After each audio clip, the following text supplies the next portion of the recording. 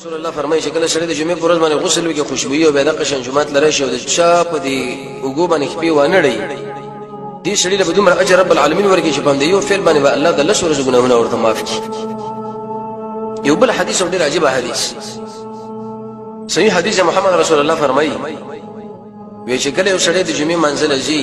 الله رب العزت بدله په یو قدم باندې د یو کال قبول شو رجوع ثواب ورکړي او د یو کال قبول شو قیام الليل. الحمدلله زموږ الله د شان د ایسل لري نه ده. اوس په کار ده چې په څومره جمعتونو کې لري جمعات سړی اغیله لاړ شي به پیدل لاړ شي کته اوس د بعض جمعتونو په دې گاډو کې مزي نو به د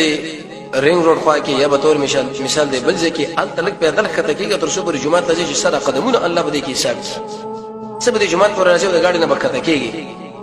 مناسب تعالی دار شي او اندازې پر اول خو پیدل لاړ شي کې پیدل هم نه نو حکم چې سرک دی دي جنت د جمعات پر بیت پیدل لاړ شي. رسول الله فرمایي